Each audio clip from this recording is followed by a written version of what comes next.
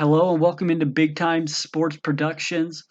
In this week's episode, we're going to be looking at the Big 12 Conference for 2019. Over the last few years, the Big 12 has been mostly dominated by Oklahoma. And the most formidable opponent it looks like coming into this season is the Texas Longhorns. But this conference is going through a lot of transition this year. There's about 3 or 4 new coaches that are entering into this conference, so it'll be interesting to see how fast some of these teams can improve and if they can really contest with Oklahoma and their high-powered offense. Coming in, I have at number 10 is the Kansas State Wildcats. Their 2018 record was 5-7. They're losing their legendary coach Bill Snyder. This is his second time retiring, and this time it's for good. And they bring in, though, Chris Klieman in his first season. He's coming over from North Dakota State, where he had a tremendous amount of success at the FCS level, leading the Bison to 4 national championships in 5 seasons with North Dakota State. So it will be interesting to see if Klieman's success at North Dakota State can translate to major college football, and he can have the same success that he had at North Dakota State and replicated at K-State. They lost leading rusher Alex Barnes, who had 1,391 rushing yards last year. He was drafted and is now with the Tennessee Titans. Their leading receiver, Isaiah Zuber, he's transferred off to Mississippi State. And Reggie Walker, their leading sacker last year, he graduated. The good things for K-State coming into the season are they have their quarterback from last year, Alex Barnes, back. Realistic expectations, I have them going 4-8 overall and 2-7 in the Big 12 Conference. I just think it's going to take a little bit for Klieman to get some good players, get some good recruits into the K-State program. This is a program that struggled for a little bit, so it's going to take a while, and I just think 4-8 is a realistic expectation this year. I have West Virginia at number 9. Their 2018 record was 8-4. Their new head coach is Neil Brown. West Virginia was one of those schools last year that started off very hot. They were kind of an outside chance to make the national or to contend for the Big 12. But going into about midpoint of the season, they were 7-1. But then the wheels kind of fell off for the Pioneers, and they ended up skidding out and going 8-4, losing I think 3 or 4 to end the season. So West Virginia didn't have the greatest finish this season. To make things worse, they lost their coach Dana Holgorsen to Houston, and they also lose Will Grier, who threw for 37 touchdowns, 8 interceptions last year. He got drafted, graduated, and is now with the Carolina Panthers. Their leading receiver, David Sills, declined coming back to West Virginia and instead declared for the NFL, was drafted, and is now a member of the Buffalo Bills. And another bad thing is they gave up 406.8 yards per game on the defensive side. So they're really going to have to improve on the defensive side. They don't have a lot of pieces coming back on offense other than their leading rusher, Kennedy McCoy. He's the only one on the offense that made a significant impact that's coming back. So they're rebuilding on the offense. They don't have a strong defense. And because of that, I have them going 4-8 and 2-7 in the Big 12 Conference. At number 8, I have the Oklahoma State Cowboys. Oklahoma State is one of those teams that they're always exciting to watch on offense, but it's a struggle for them on the defensive side.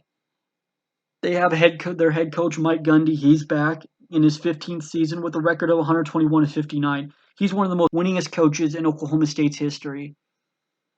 Bad things for them coming into the season. They lost their QB Taylor Cornelius to graduation, so they got to come in, and they've had QB battles throughout the spring, and it's going to be interesting. It's kind of another one of those situations. They've been rotating quarterbacks in and out, and they've got to do it again this year. They've also lost Justice Hill to the NFL draft, to the Baltimore Ravens. Good things for them are they return receiver Tylan Wallace, who had 1,491 receiving yards. So they return Wallace. Unless their defense can improve tremendously, I have them going 6-6 and 3-6 in the Big 12 Conference. At number 7, the Texas Tech Red Raiders. Texas Tech is another one of those schools like Oklahoma State. They can put a lot of points up on offense, but they don't really have anything to back it up on the defensive side of the ball. Last year, Texas Tech's defense ranked 86 overall out of like 120 schools in major college football, so that's not good. Definitely near the bottom of any major conference was Texas Tech's defense. So that's something they really need to improve on. They also lost wide receiver Antone Wesley to the NFL draft. What's good for them though is last year their offense ranked 17th overall in the country, and they bring back their quarterback Alan Bowman, and Texas Tech is always going to have a strong offense.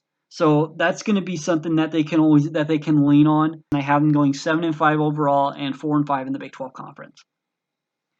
At number 6, I have the Kansas Jayhawks.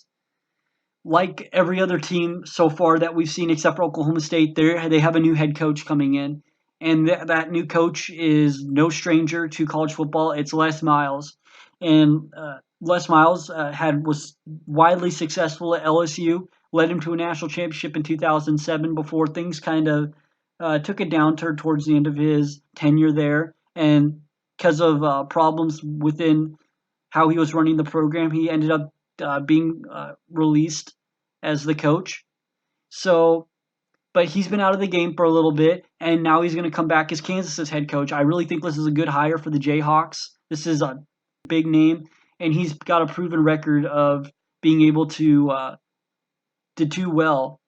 But the only thing that worries me is we saw him do well at LSU. Can he do it at somewhere where they're not used to winning like Kansas? The bad things for Kansas, they've only won 2 Big 12 games in 3 years. That's really bad. If you go back not to last year but to 2017, they didn't even beat a major college football team, an FBS team. The only win was against an FCS school in 2017. So this is a program that struggled for a while here. They've also lost their starting QB, Peyton Bender, to graduation. The good thing, though, is they replaced Bender with Thomas McVitie, who was the number 1 JUCO transfer coming into the 2019 season, and they landed him for the quarterback position. They also return a lot on the defensive end of the ball, which can help them out a lot because that can make them one of the better defenses in a very weak defensive Big 12 conference. Coming into this season, I think Kansas is going to surprise people, not to the effect where they're going to contend for the Big 12 title and things like that. I just don't think that's realistic. It's going to take a few years, but Les Miles is going to make big improvements for Kansas, and I think they're going to get to a bowl game this year. They're going to go 7-5 in my opinion, and they're going to go 4-5 in the Big 12 Conference. Coming in at number 5 in the Big 12, I have the Baylor Bears. Their 2018 record was 7-6. Head coach Matt Rhule in his third season with a record of 8-17, which that record is pretty skewed because if you remember Rhule's first season at the helm of Baylor, they only had 1 win, so it was a struggle. But they really improved last season in year 2. Again, Baylor's one of those schools that they traditionally they struggle on the defensive end of the ball. So if they can improve on the defensive end of the ball, this is a very scary team. These could bring back some of those teams they had a few years ago where they were top 15 teams contending for the Big 12 title. Bad things for Baylor, their defense was rated 91st in the country. Like I said, they've really got to improve on that, try to shoot to get into the 50s. If they could do that, they could be a real tough team this year. They would be contending for the Big 12 title, in my opinion, if they could improve their defense and get within the top 50 because they've got the offense, and they've proven that year in and year out. The good things for them, they bring back 3,000-yard passer Charlie Brewer. They look to have a better offense and improve on a 63rd offensive rating. I really like this Charlie Brewer kid for Baylor. He was only, a sophomore last year. He comes in this year being a junior. He's got the potential to have this year and next year. So Baylor could be really good within the next 2 years.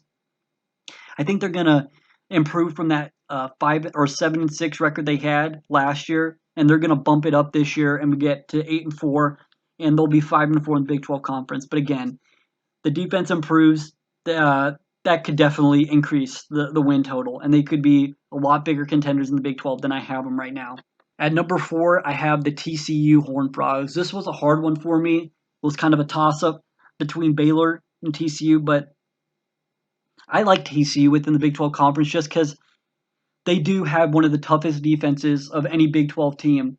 That's what separates them from a lot of these schools. Last year, their offense just really, really failed them.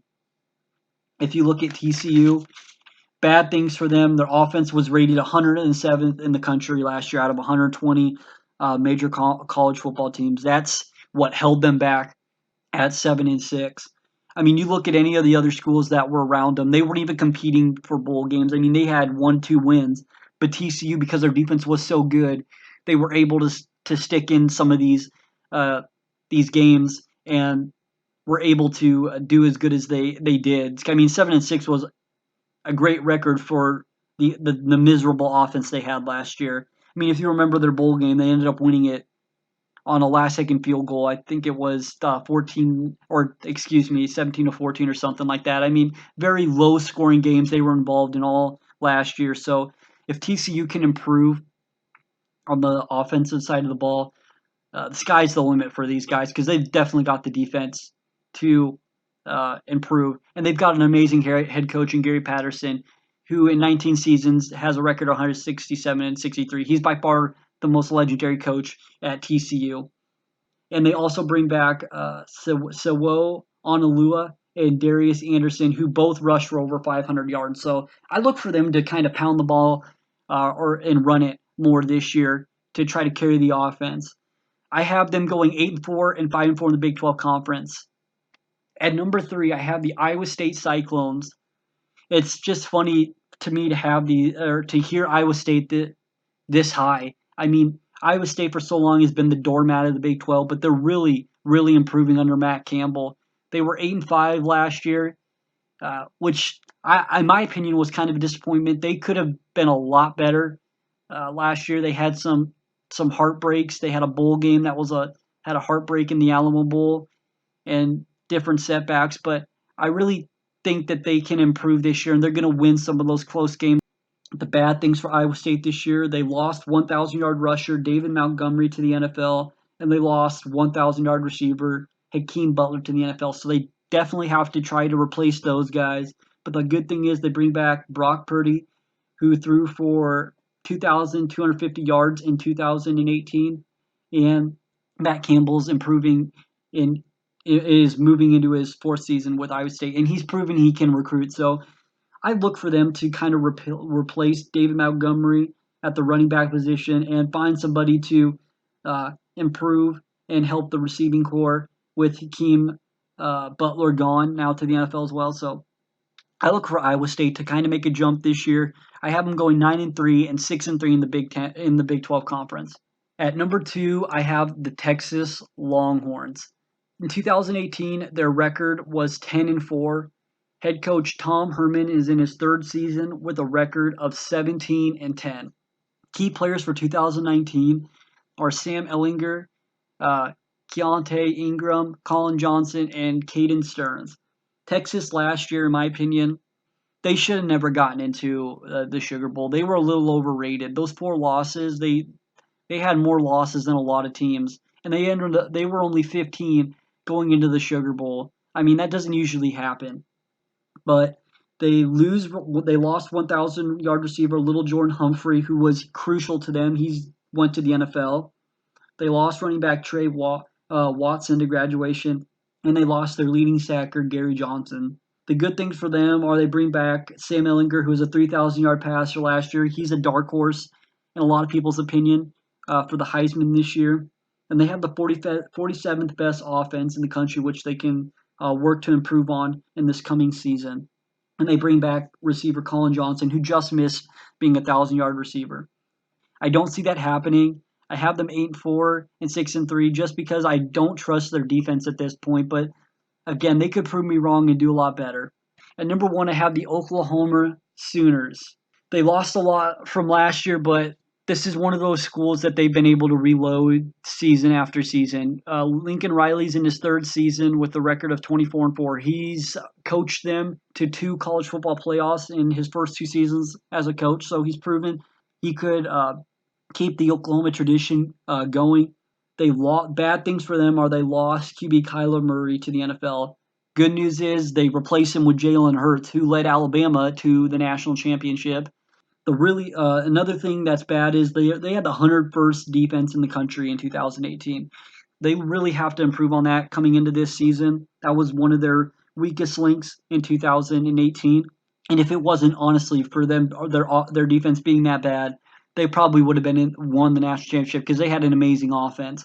And that was one of the good things for them. They had the number 1 offense in the country in 2018, and they're just going to improve on that, I believe, in 2019, especially with Jalen Hurts. I think he's going to pick up where he left off at Alabama, and if their defense can improve and move into the 60s, even they're going to be a really hard team to knock out this year. And that's why they're my favorite to win the Big 12 conference. I have them going 11-1 overall and 8-1 in the Big 12 conference. The Big 12 conference championship game, I think it's going to be Oklahoma and Texas.